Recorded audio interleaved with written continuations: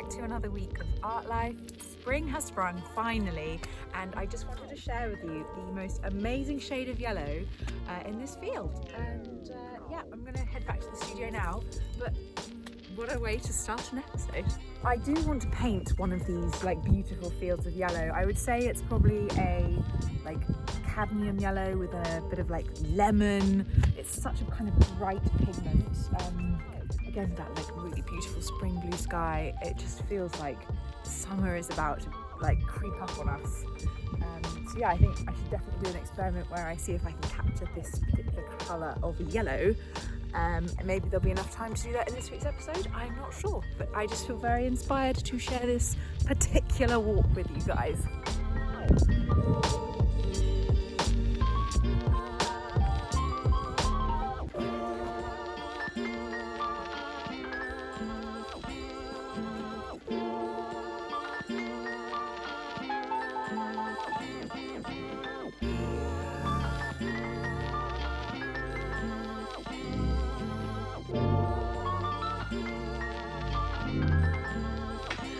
Okay, so we are back in the studio. Beautiful walk, love that, feel super inspired. So yes, back in the studio. I have been busy this week. Obviously my exhibition is coming up fairly soon. I'm starting to feel the heat a little bit. And yeah, so lots to do today. I'm gonna be signing some works and talking a little bit about artist signatures a bit later. For those of you who were watching me last week on how I started painting, I have made some progress, and luckily if you've been following my Instagram at JessOliverArt, you would have seen me do this progress. I was sharing it, I was posting about it a lot, and I was filming it to share with Art Life this week until I realised that I actually hadn't pressed record on my time lapse, and I just basically lost a whole chunk of time which I really wanted to share with you guys. So I'm so sorry, but that's gone. However, I'm going to talk you through what I did. It's actually not as much as it looks. A tiny little bit of Caribbean turquoise. Where is that Caribbean turquoise? Michael Harding's Caribbean turquoise. This colour. I put a tiny bit on the painting with a big brush, and I just smashed a layer of turquoise over my kind of composition. And this happened. You can still see some of the kind of lighter highlights from the orange and pink, but really it's now got this sudden underwater clouds through the ocean vibe going on, which I was not expecting. I'm leaving it there for now. I might do a little bit more to it later on in the week. It feels really dramatic. It's very evocative of my old work. I used to very much only work in these kind of colours. I only painted the ocean, waves, this feeling of like submerged in water. So this is a kind of throwback to the past, which is quite exciting. I'm just sorry that I lost that time lapse, but if you have been following me on Instagram, you won't feel like you have lost all that kind of like process of how I do that. But it's still very much in its early stages, so I am going to share with you more of the process of this painting. Fear not. So yeah, I'm really happy with it though. I love this kind of little bit of the kind of cloud simplicity here, the lightness, and how it gets really dark and almost jewel-like. I love that. And then I thought, gosh, that is very different to everything else I've been doing recently. For those of you who have been following my cloudscapes, the cloudscapes have been much softer, much dreamier, much kind of more umber tones, kind of lots of peaches and kind of, I don't know, soft powdery blues, very spring-like, some of them more autumnal. And I was gosh, this painting in the exhibition is just going to stand out way too much. Nothing's gonna match, it's gonna look really bizarre. So using the same jewel-like colours, I then worked into my diptych. I wanted to suddenly bring another painting up to the level of blue that this one was at, so at least they'll talk to each other. So all I've done here is with a little bit of the turquoise, the Caribbean turquoise, I've just done a glaze layer where I've just kind of, you know, smashed a bit of the paint over what I'd done before, and I'm really happy with it. It all feels kind of quite activated again. I haven't obviously done the sky. You can see it kind of looks a little bit segmented. And I thought today it would be really nice to share with you just how I do those glazes, just kind of washes and layers of kind of jewel-like transparent tones. All Michael Harding, as you know, I love Michael Harding paints. So yeah, so I feel like there's more of a coherency between the very rich, dramatic skyscape seascape, which is like what this is looking like, and then they'll kind of chat to each other, so everything won't be too segmented, which is very important when you have an exhibition. You want the works to feel like there's a kind of coherent flow to the works. You want to feel like there's a progression, that things don't feel slightly jarring. You want the works to juxtapose with each other, yes, but feel like it's one body of work. So that's been what's happened this week. And then doing this work, it got me thinking that actually it's so easy when you're surrounded by lots of paintings. I've been painting late into the night. When I'm getting quite tired, I make bad decisions sometimes, and I almost started to rework into a painting which I know is finished, which could have been an absolute disaster. Glad I didn't. I need to sign some paintings. I think if I sign some paintings, then they'll be finished. In my head, I have this like hard limit of like knowing when something's signed, I've committed to it and it's finished. It's kind of got my name on it. I've added my stamp of authenticity. Yes, that is why I sign paintings. It's kind of like the brand of me. Artists, you know, think of Monet, Picasso in the past, they always signed their names in huge letters. I have quite a small, discreet signature. I don't like my signature to overpower a painting, because then I think it turns the artwork into an object, which I never want for a signature to detract from the work.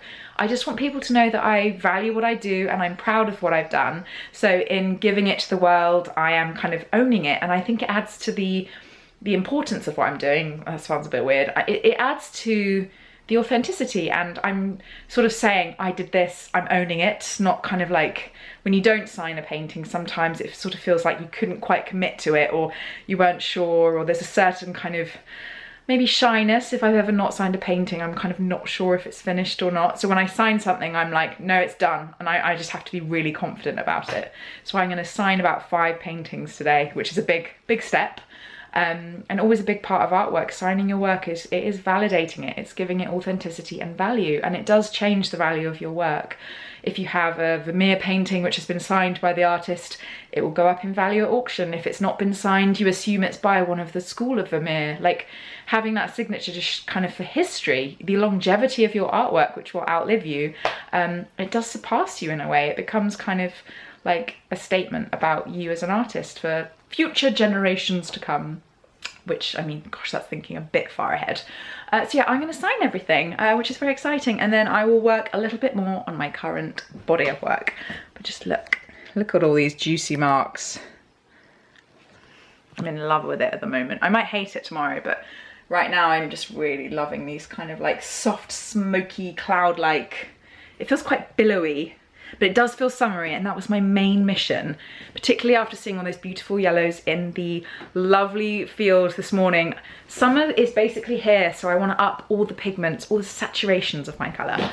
Okay, so usually what I'll do is I'll put 3 primary colours into my hand, and I'll just hold each colour at the bottom of the finished painting, just to kind of see which colour I think I should be signing it in.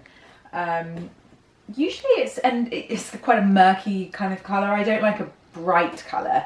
I like it to kind of feel like it's part of the painting, like a kind of hidden signature, not too obvious. I think as the base of this piece, for example, is yellow, I think yellow maybe like an orange might be quite nice. The red's quite soft. I think the blue's a bit jarring. That lovely blue is insanely beautiful, but almost too rich and fun. I think there needs to be something, maybe a combination of these 2 colours might be quite nice. Turner's yellow and genuine Chinese vermilion. It'll make quite a nice earthy orange. Let's have a go. Okay, so this is the smallest brush I own. It's a rosemary filbert, which I think's, yeah, probably just a size 1. So yeah, my signature is usually J Squiggle Oliver. I never got into the habit of writing Jessica Oliver, clearly. Some people just use their initials in a kind of symbolic stamp, which I think is actually a really nice thing to do. I could kind of think about maybe doing something like that, but I'll just sort of put it here. But I want to get the right colour first, so let's just kind of...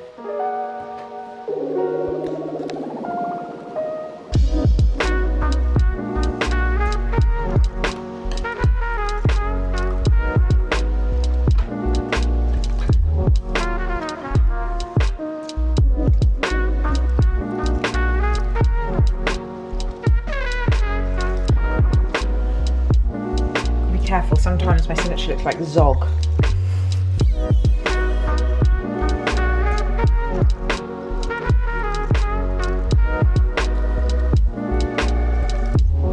Just the right amount of paint on the brush so it doesn't stick.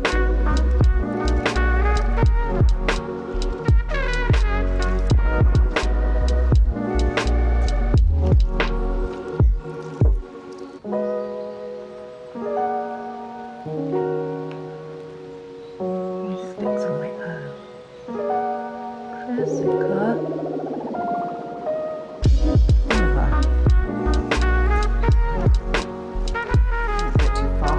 up. No, I don't like it.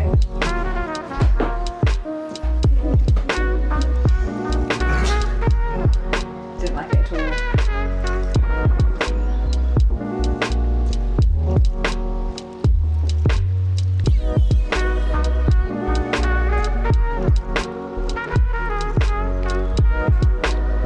What do you think? It's the colour of that rapeseed. Found the colour then? I found the colour. Yeah, I like that. I think I used to just do them always in like bright red. And just only one colour for the signature. And then I started to just try and use actually a colour that was appropriate to the painting. It's kind of the preference, but I think consistency is important, and I think being quite discreet with them, that's kind of what I'm known for, not overworking the signature with bright colours, so.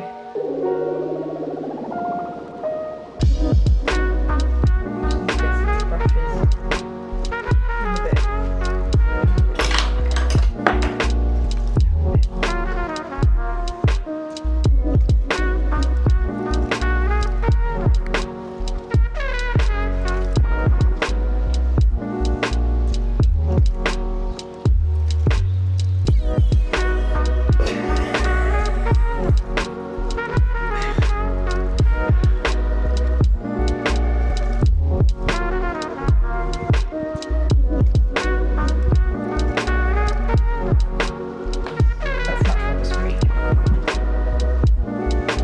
Got to be it. This is gonna be it.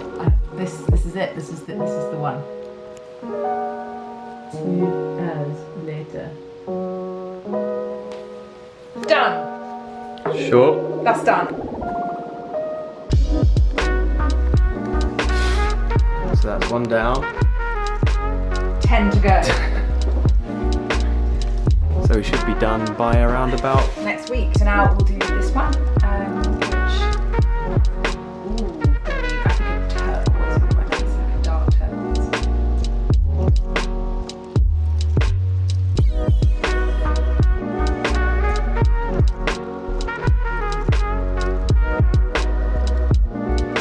The signature I like is almost painted within the painting. It's very subtle, you have to look for it. This one just looks like it's stuck on, and I think it just completely detracts from the subtlety of these kind of lovely brush strokes. So that's just kind of proof that for me it works better when I don't contrast the colour of the signature too much.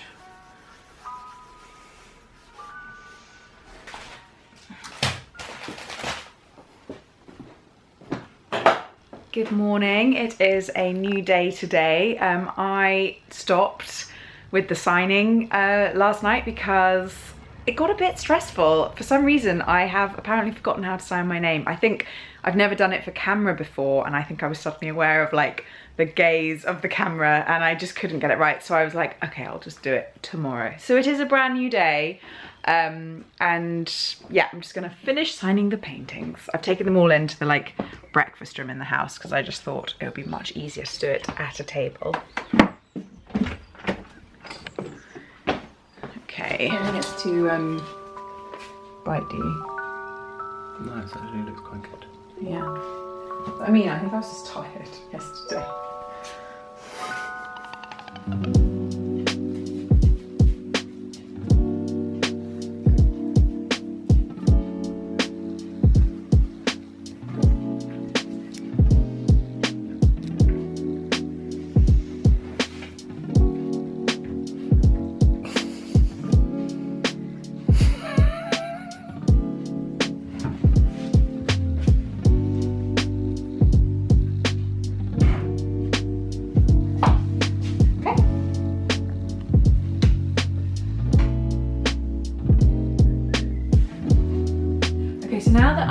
paintings, I did do a little bit of research into the history of the artist's signature, just to kind of see and give authenticity to this whole debate about why should I sign my paintings? Is it important to sign my paintings? And I think after doing all of this research, I would say it is highly recommended as an artist to put your signature on your work. It did all begin with the Renaissance. As always, with most things to do with art, artist signatures first became prevalent during this time in the early Renaissance, which saw art production shift from a cooperative guild system into a more celebration of individual creativity.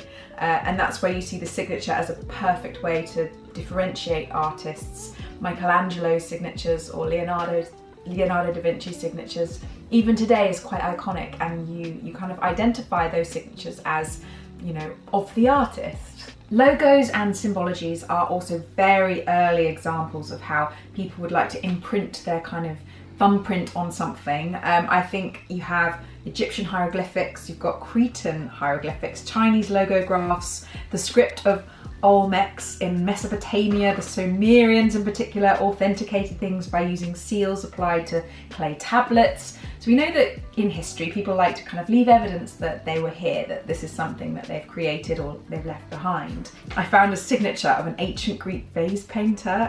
The potter was called Ezekias, and he was active in Athens in kind of 545 BC. But he writes his whole name on the side of a vase, and it's incredible. He's very clear. The kind of each letter is almost kind of like given loads of space, so it's like really kind of, this was my work. My signature is quite squiggly, and I think that's because I'm a very squiggly painter. There is a lot to be said for writing a signature or with very clear letters, like a kind of stamping your name so everybody can understand it.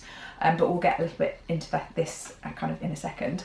So talking a little bit about famous artists and their signatures, my favourite signature is Dürer, Albert Dürer's signature. It's kind of symbolic. He kind of had a beautiful use of line for his signature. His monogram was featured kind of prominently on everything he went, from his hurried sketches to his masterpieces. He used the same monogram for everything. And it was his AD, it was a trademark. He created a trademark for himself.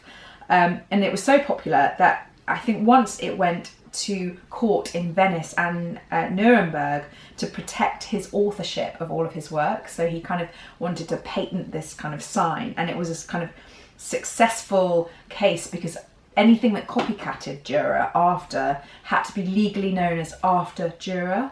There is no end to the variety of signatures we can use. There was one art historian, he's called John Castagno.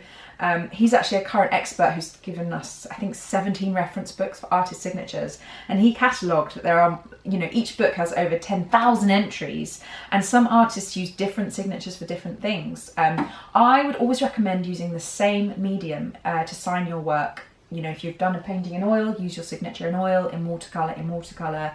I draw my, in pencil usually I'll write my signature underneath one of my drawings. And it's exactly the same signature, but obviously the medium you're using will slightly change your mark making. I really struggled today because all of my brushes are failing me, so they weren't as fine as I needed them to be, and that's alerted me to the fact that I need finer brushes just for signing paintings, because I think the delicacy of the kind of lettering would have been really helpful and made this whole thing much less stressful. James McNeill Whistler had many different styles, so he was known for a butterfly motif with his works, but he was known for also doing this in his personal correspondence, not just his paintings. So he would sign a letter. In the days before email, when letter writing was much more kind of prolific in society, he would sign his signature also on letters. Picasso was also a really good example for this, because in his early career he signed his paintings using PR with his middle name, Ruse Picasso, and then as he became more and more established and well known, he was then kind of known for then just doing Picasso with this big underline. But during his Cubist period, I always found this quite interesting. He wasn't interested in the signature. He felt that it was distracting to the work, so he would only sign on the back of a painting. I think as long as a work has kind of it's signed on the back or the front, that's fine. It can be quite distracting if you've got a signature on the front. But it's so interesting how artists go through different phases of wanting to like Banksy was known for doing this. In the beginning, he would always have Banksy on his work. It was the way, because he was quite unknown, nobody knew who he was or what he looked like. He would include his signature as like a kind of stamp of who he was. And as he got more and more famous, he stopped doing it. He felt like he didn't need to have a signature anymore. He was that big a deal. I mean, can you imagine not needing to sign anything because you just know it's a Banksy? Amazing. Stanley Spencer and Christopher Wood are two artists that actually never signed their artworks, and you could still identify their paintings without the signature. So it isn't necessarily needed, but for an artist in kind of my stage of my career and just trying to, get my paintings out into the world, I feel like a signature helps a buyer or someone looking at my work know that I've given it my seal of approval and I want it to be known as one of my works. I think that also adds to the importance and value of the work.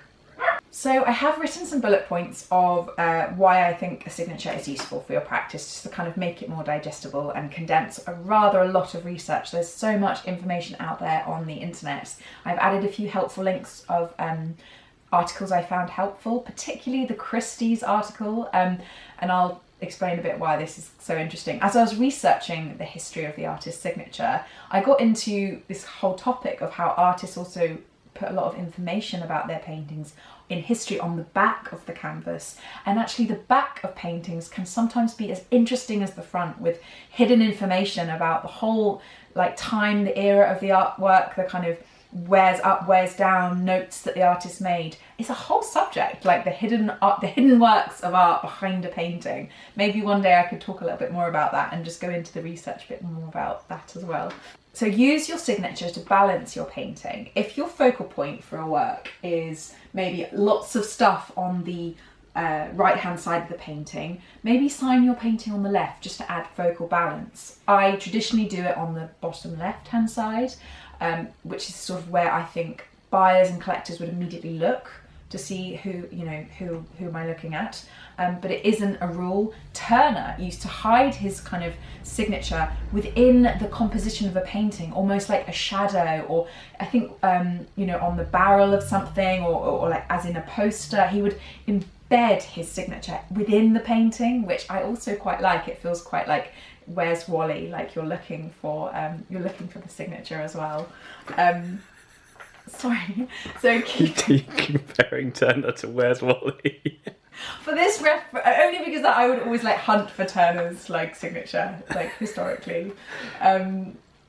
Keep it simple and memorable. I've actually done a little diagram of how I kind of invented my signature. I wrote my name out in just simple letters, and then I kind of smushed that into my signature, which you can still see all the letters, and then I smushed that again into the kind of more simple form, and then I just found it easy to do. And with oil, obviously I wouldn't have as much control as if I would with a pen. Okay, so keep it simple yet memorable. Okay.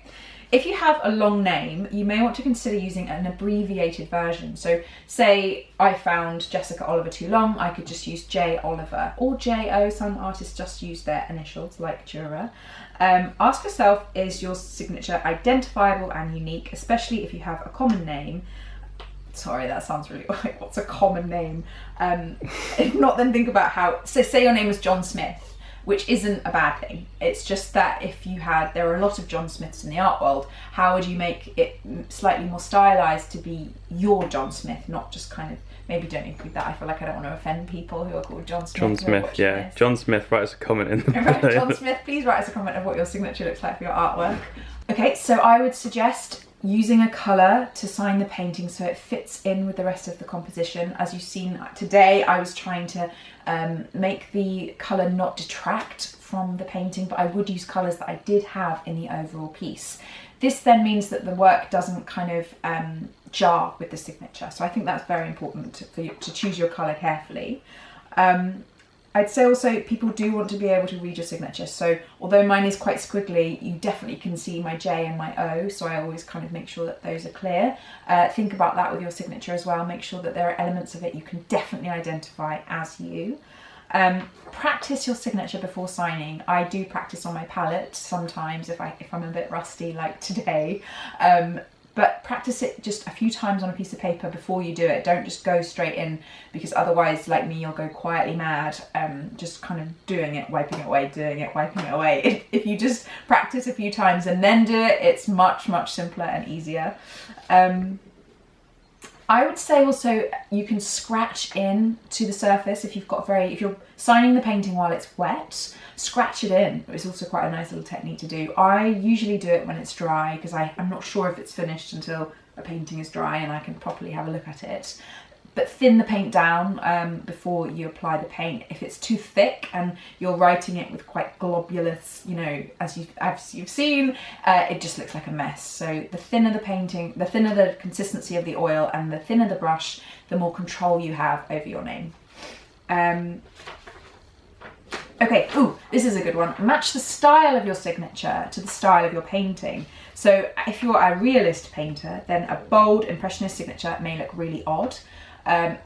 So I've got quite a soft kind of flouncy way of painting, and my signature is quite soft and flouncy, if I can say that. If I had a much more angular, linear, bold, poppy art way of like painting, I think my signature would want to be much more angular and defined and crisper, because I'd want my signature to feel like it kind of feels like me. It feels like my work, my style, whether it's painting a cloud or painting my signature, it's still my mark making. My opinion is that I would be consistent with your signature. For myself, I use the same signature for every painting. I think it helps buyers and people looking at my work identify my work. And I would just say keep it simple. You may want to date your painting, if not on the front, on the back. Claude Monet was known for doing this. It helps art historians in the future identify periods of work. And it's a little reminder as well for you, like a time when you did that. I was actually doing this for a big chunk of the 2000s, just dating everything. I don't necessarily do that now, because I'll use it in the title. Sometimes I'll title something Spring 2020 or and that's the kind of way I reference it. I don't feel like I need to have it actually on the painting. I would say it should also be large enough to see but not big enough to overtake the painting. I think you should also sign a painting before you varnish a painting, because it's obviously made of oil, so if I varnish it and then sign it, it won't kind of sit in the painting. So always varnish a work after you've signed it. Yeah, I think to summarise, there are definitely some disadvantages. A bad signature can obviously detract from a work and be quite jarring to the eye. But I think keeping it simple and not overthinking it is great. I definitely was overthinking it, so it wasn't going very well today, but we got there in the end. I'd say if you look at Frida Kahlo or Joan Miro, Banksy, yes, Da Vinci, Monet, or like Salvador Dali, these signatures are as iconic as the artists themselves, and there's a flavour of the artist within the flourishing of how they're like signing their names. I think there is value in having the identity of the artist kind of put into the painting. And I would really recommend, if you're thinking about signing your paintings, after seeing this video, I hope you're convinced now that it's something you definitely should do. So in the description below, I'll make sure to leave behind some of the links to articles I found interesting that you might find helpful if you want to go deeper into this subject. We've just kind of touched on it lightly today. Thank you so much for watching this week's episode. Happy Easter! It's Easter weekend for us here, hence the slightly shorter video this week. I hope you've enjoyed what we've done. Please do like and subscribe and comment. That really means a lot to us every week to hear your feedback for what we're doing here. You can follow me on my Instagram at Jess Oliver Art, and usually that's a daily update of my studio practice or what I'm just doing with my painting in general, and it's all very up to date. We haven't made these episodes weeks in advance. Really, everything you're seeing is exactly what I'm doing day to day. So thanks for watching. I'll see you next Monday, and I hope you guys have a great day. Bye!